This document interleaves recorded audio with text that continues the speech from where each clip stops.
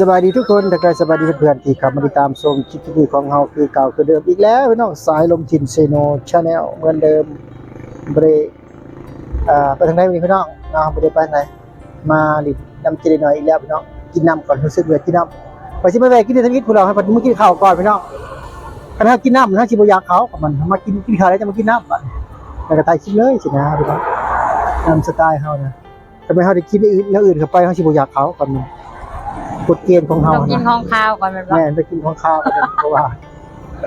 อยากจะไปทำแหวนว่าเมื่ออยากเขาแล้วป่ะเมื่อมาชิบอยากเขาเมื่อนะของข้าวแหวอยู่บ่ช่วงนี้ข้าวกาแฟแล้วไปหากับกาแฟวันนี้แหละมื้อนี้แหละที่กินของหวานกับของข้าวกินดุเลยทุกคนเลยของข้าวกินดุได้จังไงเลยเมื่อมันสิน้าเขาจะไหนกันทุกคนไม่ได้ไปทางไหนวันนี้พี่น้องไม่ได้ไปหาที่เกาะทุกก้อนนี่เราวันนี้มาฮะลินกระบุกคือเก้าพี่น้องนี่ใช่จะได้ไงพี่น้องมันมืดอันไฟฟ้าดับเนาะไฟดับชั่วโมงนึงที่ละไมค่ะชั่วโมงครึ่งเลยเครื่องหมดแล้วชั่วโมงครึ่งเลยพี่น้องยังว่าได้กับชั่วโมงครึ่งไฟยังมาอยู่เพื่อนเขาก็ยังมาอยู่ว่ะบ้านเจ๊ไหนไปประมาณมันเส้นไฟเส้นมันเนาะเอาอะไรในซาเขียวนี่เจ๊เอายังซาเขียวมากินซาเขียวร้านเจ๊ไหนเส้นเราเหมือนเดิมจ้าทีนี้เรากินในทีนี้ผู้แรกที่เขาว่าพี่น้องเขาต้องกินข้าวก่อนนะจะมากินของหวานแหวทีนึงแล้วอยากอยู่อดเอาเรามากินข้าวได้เราจะมากินน้ำของหวานน้ำหลังซาเขียวเด้อฝนตกพี่น้องนี่ฮะกระเช้าดิพี่น้องนี่ตัวนี้ฝนตกอีกแล้วจ้าเหมือนเดิมดีแล้วโอ้ต้องขำพี่น้องหาโมงอะไรตีเป็นมืดฝนตกดีชนนี่พี่น้องเลยฝนตกดีชนนี่กลางคืนก็ตกกลางเย็นก็ตกนี่โอ้ว้าวก็เบิ่งเงินเอ้ยหน่อยกับคนที่เลี้ยงนี่ล้างมักไก่ตัวป้าสะออนตัวดูอฤหัสชัดอฤหัสชัดเลยนะนี่ยางามจังเลยสวยงามมากเลยก็จะเสร็จแล้วพี่น้องมาเลยนี่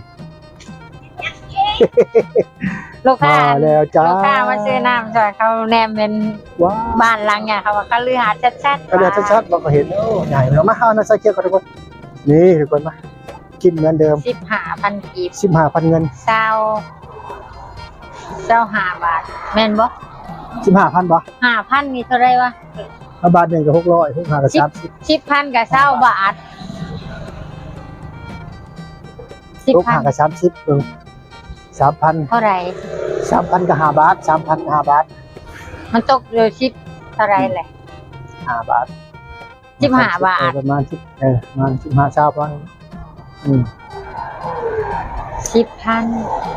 เอาบัดนี้ให้กินเลขอีกแล้วพี่น้องเอ้ยหลายไปมากงงอะไรไปอะไรมากับพี่น้องไหลเงินไทยกับเงินลาวอยากงงกันหน่อยมันขึ้นลงนะพี่น้องโมเมนต์ปึ๊กได้หมดเลยไม่ยอมรับความจริงซะเลยโอ้น้ำผลซื้อร้ายได้พี่น้องว่านี่ซื้อแล้วโอ้นี่ให้มันเบิดคักๆจังซื้อใหม่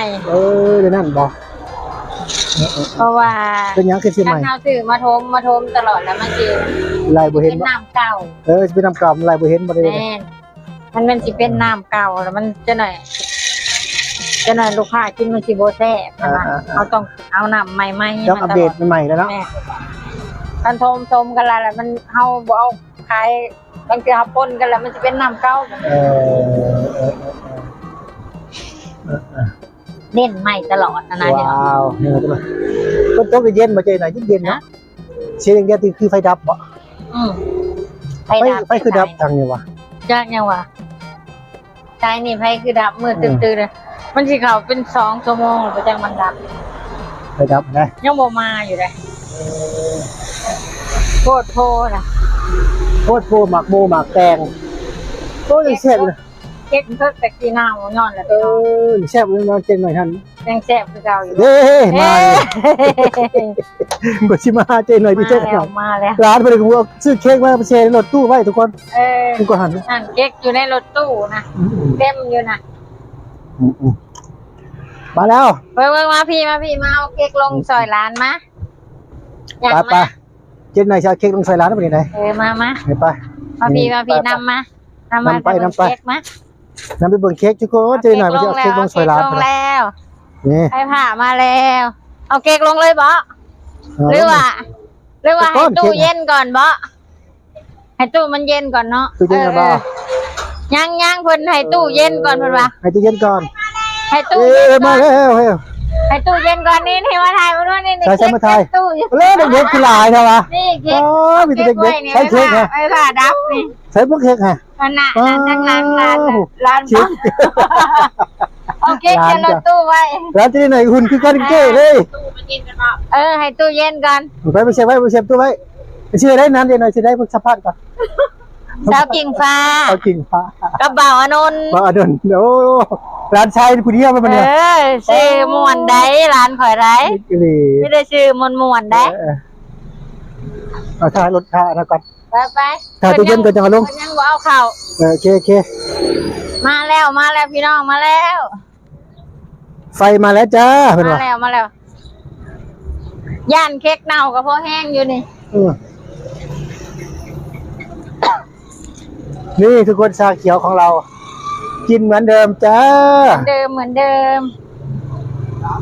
ดิมอร่อยเหมือนเดิมเจไหนวะ อ ไป ร่อยเหมื มั อน นเดิม เจไหนมาดีใจ อร่อยคือเก่าแม่นบอก ตัวไฟสิมา ลูกค้าติดได้ชาเขียวหันเขาว่าแซ่บ เอามาแซ่บพี่น้องเอ้ย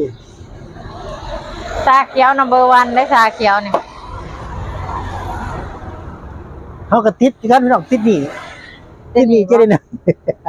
ชาเขียวนี่นัมเบอร์วันได้พี่น้องเลย ติดหนีเจได้หน่อยโอ้โหหลดกำลังเลือกการเลยทุกคนเขาจะถ่ายเรียวๆเลยทุกคนไม่ถ่ายทุกคนแบบเรียวๆสบายสไตล์สายลมเลย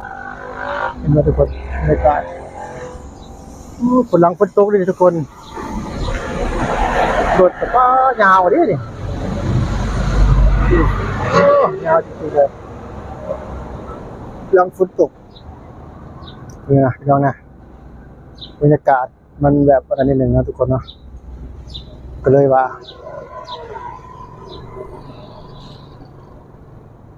เก็บภาพบรรยากาศให้ทุกคนได้เบิ่งถนนฝั่งลาววันนี้ยามแรงๆทุกคนเนี่ยรถกับประมาณนี้ทุกคนฝนตกนักกระยุดนักกระเซาเนาะ เส้นทางฝั่งลาวรถก็เยอะเหมือนกันนะทุกคนนะเจนิสหน่อยอะไรทุกอย่างก็อร่อยคือเก่าเลยพี่น้องเอ้ยหมู อัน เฮา ไพ่ประมาณนี่กับบริคายกาแฟได้พี่น้องนี่ โอ้ค่าคล้ายกาแฟป่ะเนี่ย แมนต้มไฟฟ้า ม ต้มน้ำไฟฟ้า เป็นแบบสดๆได้ทุกคนขายสดๆได้พี่น้องผมรู้ข้าวคืนผมนี่ได้เป็นว่าไงกินแซ่บพี่น้องท่านเป็นเอฟซีฝั่งไทยไกลไปกันมากก็จะเรียกไปทุกคนมาอุดหนุนเสร็จเพื่อนกันในน้ำพี่น้องนะ เป็นมาอุดหนอนอยู่ เรือ แต่ ตลา ว่า ดวะ ช่วงนี้บ่เห็นเพิ่นบ่ได้มาบ่ยามพล บุเห็นมาชนเนาะ ต้องใช้อันมัดยามพลแล้วเพิ่นบ่ได้มาเที่ยวบ่ ช่วงหนึงนะเพิ่นมาเที่ยว ดูได้เนาะชนเนาะ ช่วงหนึงเพิ่นมาซื้อซอยดุอยู่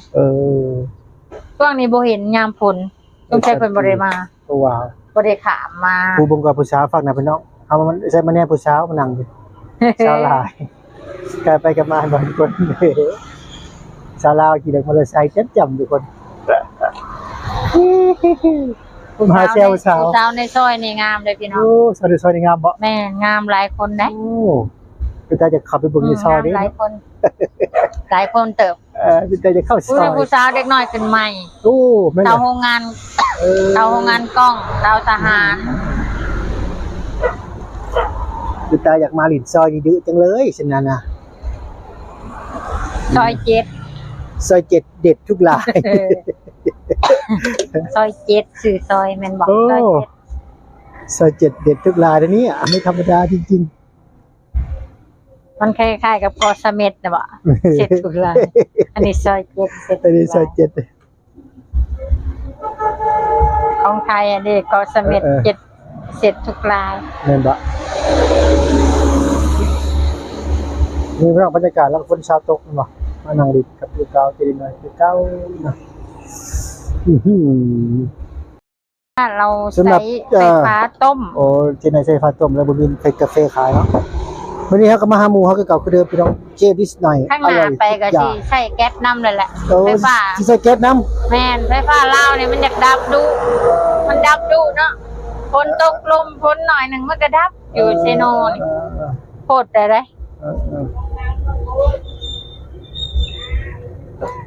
สิไปเป็นเมียผู้ปล่อยกระแสไฟฟ้าซะบ่ ตอนนี้เฮาก็มาหาเจ๊หน่อยทุกคนว่ามื้อนี้บ่ได้ไปถ่ายคลิปเป็นทุกก้อนแล้วทุกคนเพราะว่าเพิ่นก็บ่ได้ถ่ายคลิปทุกคนนะเพิ่นเช่าถ่ายคลิปได้เพิ่นว่าก็เลยบ่ได้ไปถ่ายให้เพิ่น เนาะก็เลยมาหามีหมู่ครับพี่น้องหาเจ๊หน่อยอร่อยทุกอย่างนะทุกคนเหมือนเดิมสร้างคอนเทนต์กับเจ๊ไว้อีกแล้วเหมือนเก่าเหมือนเดิมเลยพี่น้องกับเพื่อนเรา2 ปีแล้วที่ถ่ายคลิปกับเจ๊หน่อยนี่ก็ได้ เนาะ นะ แต่ว่าเจ๊นิดหน่อยก็ยังบ่สร้างช่องอยู่ติ เป็นซีอยากติดตามอยู่บ่ได้ติดตามจักเทื่อ2 ปีแล้วพี่น้อง เดี๋ยวนี้มันยากเลยเนาะ แม่นทางช่องกันยาก เริ่ ทุ ม กคน ยากแล้วพี่น้องก็เลยว่า สั่งช่องยาก ตั้งเบิ่งไปก่อนมันยามมันง่ายจังว่ากัน จังว่ากันแต่ว่ากันคือคำว่าพี่น้องมันระวังนิดนึงผู้ใดที่สิ มันยากแล้ว เอาเรื่องช่องพี่น้องรักษาให้ดีๆช่องนี้มันตั้งยากสำหรับประเทศลาวทุกคนเนาะมันบ่คือแต่ก่อน บ่อยากโอเคไปได้เนาะ มันเปิดยากมันอะไรยากไปมีช่องก็รักษาไว้ดีๆทุกคนเนาะ อ่า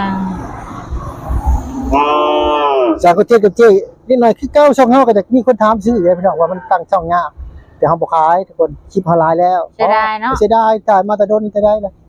ใช้ปีแล้วพี่น้องจะไปเบิ่งคลิปต้นเฒ่าแน่บางที คิดไปคิดมาก็ได้ตัวเฮาถ่ายก็บ่แม่นใช่ถ่ายแต่เจมหน่อยพี่น้องเอาไปลิ้นใส่ก็ถ่ายลงบางทีวิดีโอนะพี่น้องถ่ายเป็นวิดีโอเป็นคลิปไว้บันทึกไว้ถ่ายหมู่ถ่ายครูถ่ายลูกถ่ายร้านคือสินะพี่น้องไว้เบิ่งตอนดูร้านใหญ่แน่บางทีนะเบิ่งลูกร้านนั่นแหละพี่น้องเลยว่าขายชุมชนขายก็ได้ลบคลิปเนาะออกได้ทุกคนเนาะอาชีพบ่ได้เห็นคลิปมันอีกอันนี้คันเฮาปาไว้จังซี่ยังใครแน่เนาะพอได้เบิ่งขึ้นย้อนหลังหลายปีไปตำหน้าแต่นี่คือว่าแล้วถ่ายกันเก็บไว้ในก็2 ปีเลยทุกคนเนาะบันทึกไว้คลิปนี้ประมาณ2 ปีแล้วเนาะแต่ประมาณนั้นนะทุกคนเนาะสำหรับคลิปนี้ก็จะประมาณนี้ทุกคนบ่หลายมากมายแล้วเนาะเอาสำนี้ก่อนพี่น้องเนาะขอบคุณใจที่เข้ามาติดตามชมคลิปนี้ตั้งแต่ต้นจนจบของเฮาสายลมทิพย์ Channel พี่น้องสำหรับคลิปนี้เฮาก็จะได้น้อยเพื่อนเราก็สิได้ขออำลาพระจากก่อนนะเจ๊นั่นนะจะได้หน่อยพบกันใหม่นะพี่น้อยบ๊ายบายสบายดี